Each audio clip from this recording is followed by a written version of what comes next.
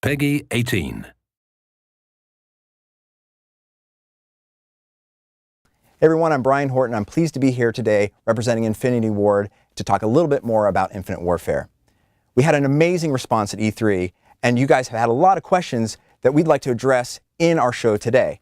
So with that in mind, we wanted to delve a little bit deeper into the world of Infinite Warfare, and we're going to focus specifically on the weapons and vehicles in the game. And we're going to be talking to Dan Savage and Sean Byers to do just that.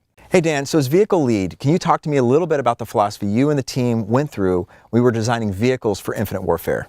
Yeah, so it all came down to creating immersive experiences, making sure that vehicles really push the design of the game that resulted in rewarding experiences. Yeah.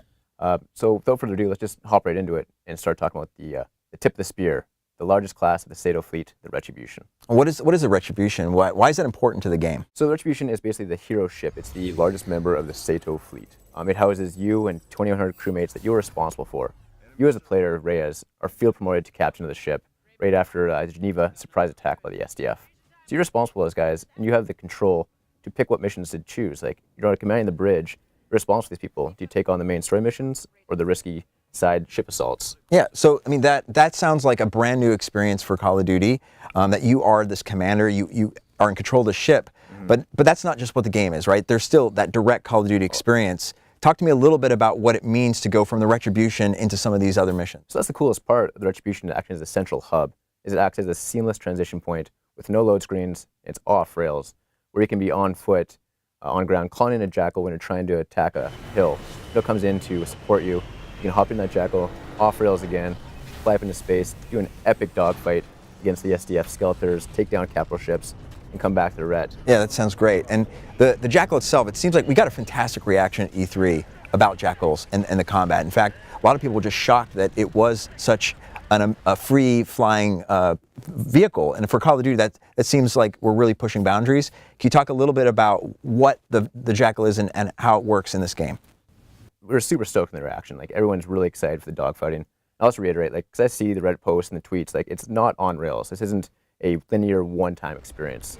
There's very open arenas where you can have full movement, take on other enemy Skeletors in dogfighting, or take on other capital ships of the SDF fleet. That kind of experience really pushes the boundaries and creates for really rewarding gameplay loops. Can you talk to me a little bit about the philosophy about designing it? Because we talked about its function, but it's a very unique look. We wanted to create this authenticity. What was that philosophy like? So the philosophy has always been, like we say here all the time, Navy meets NASA. So for the Jackal, you take in the functional aspect of, okay, what are these things designed like? The F-35, the F-22, real-world fighter jets. Then you have to have the aspect of going up into space. And what does it require to reach escape velocity? Well, you got to throw some rocket boosters in the back that jettison off once you reach that, or escape the gravity well of a planet. So you have these kind of functionalities where you have like ceramic tiles with heat shields in the bottom. These kind of things that allow this Jackal to fly in atmosphere in the VTOL mode, kind of hover, go escape velocity, tuck the wings in, get up into space when the RCS thrusters open up. That's great, yeah, because you have this sort of parity with the ground controls, right? Yeah. So when you're flying the Jackal, you'll be able to strafe and move forward just like you would on ground, but also you have this amazing forward velocity that you can't get on ground either. Exactly. And that control, like, it's just so rewarding to hop on the sticks. And like, once you give some of the sticks, if they're used to playing on ground combat, it just transitions perfectly in for the Jackal. Like, jump is up, your grenades, your flares, shooting's the right trigger. Just very intuitive. Like, it takes literally seconds to figure out how to control this Jackal in this open dogfighting arena. That's great. Yeah. So we've talked about the Retribution, which is this massive carrier. We've talked about the Jackal, which is your fighter jet. What about the Raven? What is the function of the Raven in this game? So the Raven allows us to drop off crew personnel, like Marines, vital equipment, and other vehicles for ground combat to the different celestial bodies throughout the campaign. Yeah, because it's not just about you and your only mission. You have a crew with you that you're responsible for, and that, you're going to be able to have that chemistry of your crew on these ships. Yeah, and you'll see that chemistry grow throughout the campaign and how people react to you as you're field promoted. You used to be their peer, now you're in command of them. What's that dynamic like, and how does that change how people fight alongside you and with you? And it kind of affects your responsibilities overall. So we've talked about the SATO fleet, but now we have our enemy, the Settlement Defense Front. Can you talk to me a little bit about the philosophy behind those vehicles and what we did to try to counteract and give us a foil for our heroes? Yeah, like you say, we have two fleets going head-to-head here. For the Jackal, there's a Skeletor. For every frigate, carrier, destroyer, they're all equal responsible on the SDF side. So the Retribution is a carrier class, and SDF felt like they're a little lagging behind technology, so they went balls to the wall and created the Olympus Mons, which is one step above the carrier class. It's a super carrier. It dwarfs the Retribution in every capacity. They really put all their chips in this one ship. It's like a super killer. It's a super carrier, super killer. Like it gets the job done, and it has the jump drives to travel across the solar system in seconds. So it can kind of like sum up the Mons. It's kind of like Jaws. Has its own ominous music. It's always hunting you throughout the game. You feel its presence. Even when it's not there, you know that there's somewhere watching and tracking your every move in Retribution, and when you're on the other Earth or different bodies. Yeah. Do you feel like there's an equal match, or is there like an aesthetic difference between the two groups? So total aesthetic difference. Sato Force is a bit more sleek. They have technology and the history to be able to create these vehicles. They're a bit more sleek and refined, like a lower drag coefficient, so they can kind of come in the atmosphere with less brute force. Or the SDF, they have the raw minerals. They're out there refining these things, and they can kind of create just these monstrosities. Like, so it's a little bit more unrefined. Very unrefined. And the materials feel different. Like, we really came up with a different palette too. Yeah. So you really feel that, every time you see a Skelter versus a Jackal, you're going to get a clear idea of the silhouette difference and the materials. Absolutely. So Dan, it's been great to talk about our philosophy about vehicles and Infinite Warfare. The fact that we're not only creating these multiple class of vehicles, but they really truly change the gameplay experience. So thanks again for all the hard work you and the team have put into it. You bet. It's been a lot of fun. I can't wait to see the community's reaction to this and to see them at COD XP. All right, man, that's cool. So I'm going to throw it over to Sean. Sean Byers, you've been leading up the team. Probably I get more questions than anything else about tell me about the weapons in Call of Duty Infinite Warfare. There's a lot of passion behind this, and your team has been working tirelessly on making not only some of the highest quality weapons, but also the largest cast of weapons we've ever seen. So thanks for joining, and let's talk about this right now. What are you most passionate about with weapons, and just give me the general philosophy that we have. We put so much love and craft and detail into every weapon in this game, from the material reeds, to the high carbon steel, to the plastic grips, to the chipped, worn edges, to writing. The classic Call of Duty look that you know and expect is going to be in this video game. That's fantastic, because I know you talk to me often about the legitimacy you want these weapons to feel. We're going into a future, and then you had a goal to say, yes, we're going into the future, but I want people to believe that these weapons exist and they're real. How did you make that happen? Well, I didn't just make that happen. It was a complete team effort of making sure that you see something on screen that's believable. We use platforms of visuals that you've seen before, and you recognize them, and we take that and we bring that to the next level. So we have weapons. The whole philosophy behind every weapon was to be believable and real, and that goes from materials to design to how they function and they feel. You even came up with manufacturers that actually created these weapons. Talk to me a little bit about the idea of why would you do that? I mean, why is that important to come up with fake companies that make up these weapons? Right. I think great design comes from a full thought process of everything that goes into something in real life.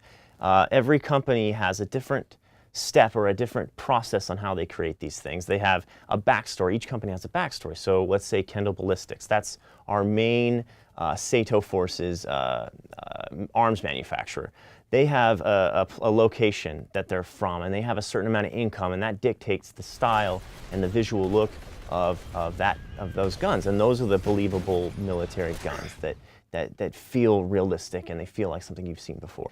When you look at something like a Fujiwara company, they're way more elegant. They're located in Japan. They have more money, they have more style, they have more taste. They're energy-based weapons. So that alone will dictate the visual style of each weapon, and I think it makes it more believable, and it's something we're very passionate about. Yeah, because we have ballistic weapons in this game. It's not laser beams, right? We're really talking about something that is something that you can relate to, but we are trying to push things into the future. How are we doing? What is our version of future weapons?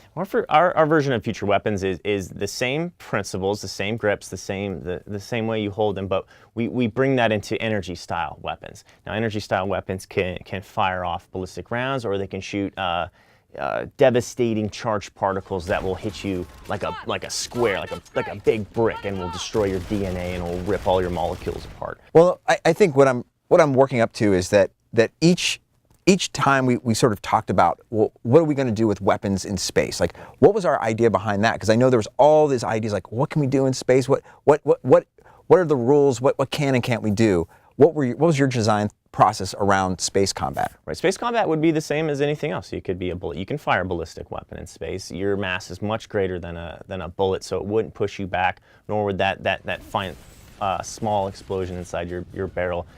So it's no difference to us in terms of the weaponry. But the great thing is we bring in new lethals. We bring in these pieces of equipment like spider grenades and anti-grav grenades and weapons with multiple functionality. So that's kind of how we tackle that. We can have a sniper rifle that you flip the scope down, and since it's energy based, we can turn that into an assault rifle.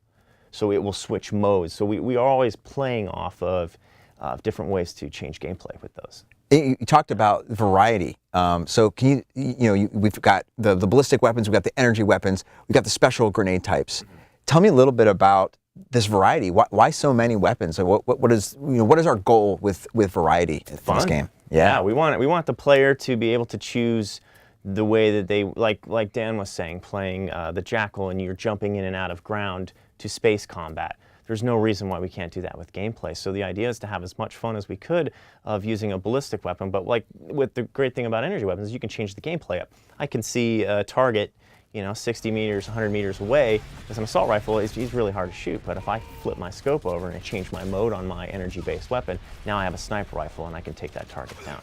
That's a lot of fun. Yeah, it's the interaction that most of the players love about the game. Not only the way it shoots, but the fact that when I see an expert play our game and do it with such, it's like poetry watching someone play at an expert level. And I think that having this variety of guns, it almost speaks to their personality. Whatever your player, how they express themselves, they'll talk about their favorite weapon. And I know you have your favorite weapon, so come on, Sean, you got to tell us, what is your favorite weapon in Call of Duty? Yeah, I absolutely love the NV4. It's Captain Reyes' gun.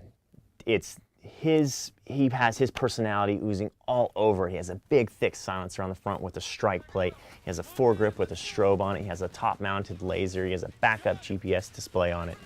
It is his weapon tailored for him, and I kind of put a little bit of my personality into that, and that's, I think, for me, it kind of is my gun in a way, and his gun. Well, and I think that brings it all home, right? Because really we're talking about a character-driven story. And when we say character, it's not just in Reyes. It is in the weapons. It is in the vehicles. We really want to make this feel like a cohesive, believable future. And I just can't thank you enough for what you've done and your team has done to bring these weapons to life. With that, I want to take it over to some questions you guys have had. Last week, we asked you guys to submit your questions to #IWIntel. It's going to be something we're going to do on a recurring basis. So I'm going to start off with one of the first questions right here. Will most weapons be balanced?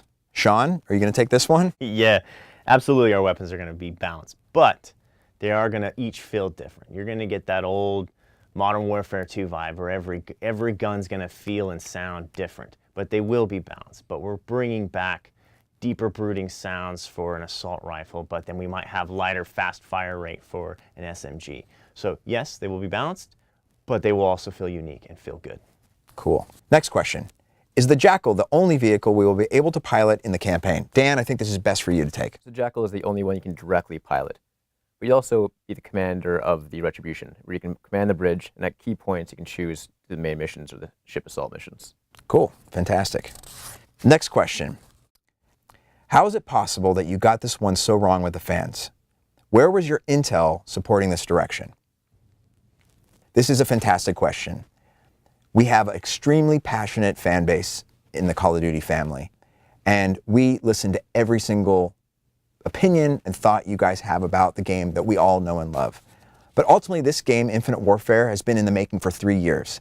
The team feels extremely passionate about bringing a new, innovative style to the franchise while retaining the DNA and components that you love about Call of Duty. All I can tell you is we've just shown you a sneak peek of things that are in the game, from a reveal trailer to E3. And in the future, you're going to see a lot more that is going to give you a better idea of what this game is all about. And we're confident that once you see more, you're going to be very excited about that direction. But thank you so much for the support over the years, and we know that in the future, you're going to be excited to play Infinite Warfare. Hope that answers your question. This is a very serious question. Hypothetically speaking, would you say if dinosaurs somehow existed in the future, would they fit on these ships? Well, put this way, the Retribution, I think it can hold 4 Ravens and 20 Jackals. So Ravens about the size of Brontosaurus, Jackal, what's that, like a small T-Rex, large Velociraptor. So you can do the math. Yeah, we could fit a few. I think Noah would be jealous. Noah would be definitely jealous. All right, very good. All right, guys, that's all the time we have today. It's been great answering your questions about weapons and vehicles in Call of Duty Infinite Warfare. Please keep sending questions at #IWIntel. We're going to do more of these series in the future. Check out more information from us at San Diego Comic-Con and at COD XP later in the summer. Thanks a lot.